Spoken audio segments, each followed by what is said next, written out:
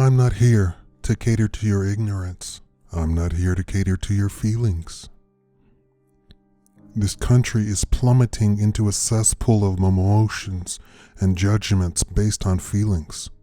Our children have zero education, and my generation was the start of it. Although I'm at the top end of the millennial generation, and I personally have an education, I grew up overseas where education, facts, research, and a need to know actual history was required. My counterparts that grew up in America were being pushed into emotional outbursts. The sheer ignorance of this age is staggering.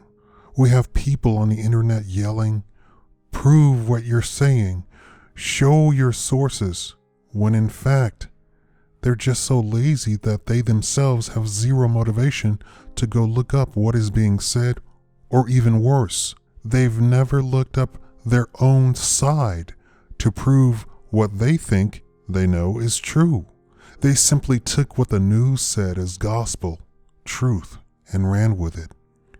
This is how we end up with more racism today than in the 50s, more sexism today than in the 20s, more acceptance of feminist claims without any pushback, more acceptance of sexual orientation claims without any pushback, more acceptance of black stereotype claims without any pushback, more acceptance of constitutional right destruction without any pushback. If you have a population that is so uneducated that they can't even form a good argument why the government shouldn't come in and confiscate guns, stop your freedom of speech, stop you from having video evidence of brutality by police, stop you from having picture evidence of brutality by police, then the government can run roughshod over you. Of course, feminist lobbyists can claim they are for women, but then turn around and push women into corporate jobs that women didn't ask for and destroy what little happiness women enjoyed. Of course, radical lesbian lobbyists can claim that they speak for all homosexuals, but then turn around and destroy what family life that homosexual were working through with their family in the name of progress. Of course, radical race relation lobbyists on both sides of the aisle, both white and black, claim they are furthering black reputation in race relations while destroying and gutting entire black communities, economically, financially, disintegrating the home life, and causing anger and distrust in both whites and blacks, and even causing more animosity between other cultural groups that are not white against blacks. If you have no basis on which you have formed your opinions through real education, real research, real knowledge of history, you can have a radical feminist say, women get paid less. A radical lesbian lobbyist say, everyone hates gays and we have no specific rights for gays. A radical white racist say, black people are taking all our jobs. A radical black Ponzi charlatan say, black people need to march in the streets because one black kid was shot. A radical group funded by George Soros come and sack an entire city and have the news blame it on blacks in that city and everyone accept it. I am constantly under attack for saying, you have it all wrong. You've been taught all wrong. That is not working for the good of women. That is not working for the good of the gay community. That is not working for the health and wellness of children. That is not working for the health and wellness of the family. That is all wrong for black people. That is not working to uphold the rights of the people as found in the Constitution. And what's more is, the very group being exploited comes against me for telling them they're being exploited.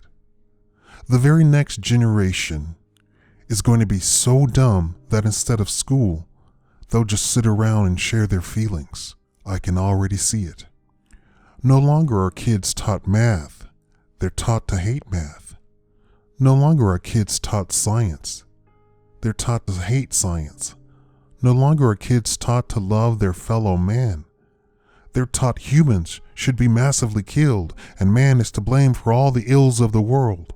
No longer are kids taught grammatically correct English. They're taught that whatever comes out of their mouth is okay and that it doesn't matter. I keep beating on black women. I keep beating on black men. I keep beating on would-be patriots. You are the three groups I care about the most. You are the three I want to be separated, away from the masses. You are the three I want to detach yourselves and see what is happening. I want women to see the politics and how womanhood, being a lady, being honored, being respected, and being loved just because you're a lady is being destroyed and insulted in the quote-unquote halls of justice. I want black women to see the politics and how the black woman, the black mother, the black wife is being destroyed minute by minute on the news, on the TV, by the very people you hold dear as idols, leaders, ministers, pastors, and politicians. I want black men to see how there is an all-out war and that even the black woman is being used to disintegrate you on all levels and that you're being attacked financially, economically, emotionally, psychologically, and the people you hold dear as being in your corner, like Bill Clinton, Bernie Sanders, Al Sharpton, have a sword plunged so deeply in your back that the point coming out of your chest isn't your own sword, but your death. I want would-be patriots to see that there is no reasonable destruction of the Second Amendment, the First Amendment, and the curtailing of such is warfare against all Americans, be they liberal or conservative or libertarian or other, and that it's them against us. You don't understand that the groups that claim they are fighting for your rights are against fighting against you the most directly. No sane person can say men need to leave women alone, straight people need to leave gay people alone, white people need to leave black people alone, and by alone, I mean avoid at all costs, never listen to, never come together, never help, never share, never respect, never honor, never care. No sane person can say women need to leave men alone, wives need to leave husbands alone, fathers need to leave kids alone, and by alone I mean take what you can and destroy them by any means necessary. Here's the reality. There are two Americas. There are the have-nots and the almost-haves versus the ones set aside. The ones set aside are trying their best to see to the utter destruction of all other groups. They set white peasant against black peasant, women against men, gays against everyone, husband against wives, fathers against mothers, and the poor against everyone. You're going to wake up and your children's children will know nothing and be fit for nothing more than minimum wage, if that. You're going to wake up and men will hate women and women will hate men. There will be no children. Whites will hate and mistrust blacks, and homosexuals will be set aside to themselves and no one will deal with them. And the government will be cheered on while it takes over whole cities and blockades areas in the name of safety and security, when in reality it will be a new form of slavery of us all. Question everything you hear in the news. Look it up. If a woman says she's fighting for women, triple check to make sure she doesn't secretly work for Soros. If a man says the only way out is to leave women alone, triple check to see if he's not a corporate shill for Wall Street. If a black so-called leader says he's fighting for black civil rights, triple check every single word that comes out of his mouth, and then triple check the other side and triple check the video he appears on, and go study some accounting so you have a frame of reference so unbeatable that his idea of a valid option of protesting will seem so far-fetched to you that you'll dismiss him out of hand. And if the government says they are doing something to take care of the needy, reject them immediately, because you can take care of the needy person 100 times better than any government can. And you need to have pride in that. You need to know that. You need to understand that. You need to recognize that you, as Americans, take care of more people with a single dollar that billions from the government doesn't even touch. You need to say, no, I can do it myself. I can educate myself. I can fix my marriage myself. I can raise my kids myself. I can teach my kids myself. I can talk to my gay son myself. I can make sure my child still has his mother and father in his life myself. I can work through this race relation myself. I can secure my house myself. I can hire and fire women myself. I can promote women myself. I can honor my wife myself. I can honor my husband myself. I can do all things without the assistance and interference of the government myself. This was always the real American way. We always fix things ourselves.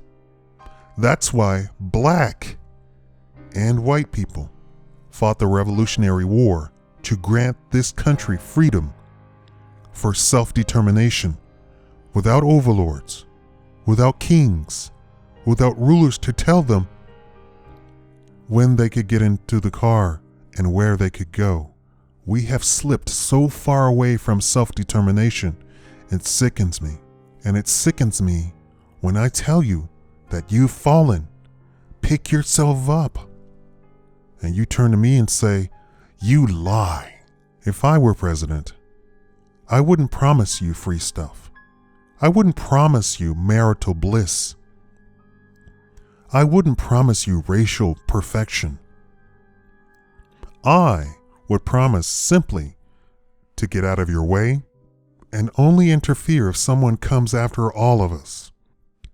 The government should be gatekeeper. Nothing more, nothing less. You people put more faith in government than you do the woman that sleeps in your bed, than the kid that came from your loins, than the brother that shares your same blood.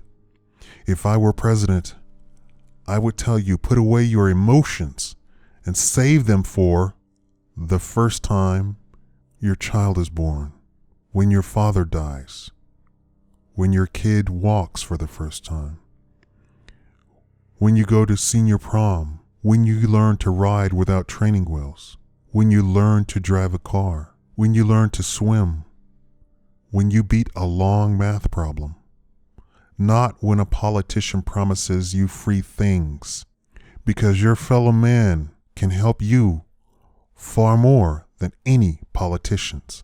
And it is your fellow man you should be heaping praise and accolades on. Thank you for watching the Shikama Live Show. I bless all of you who can hear my voice.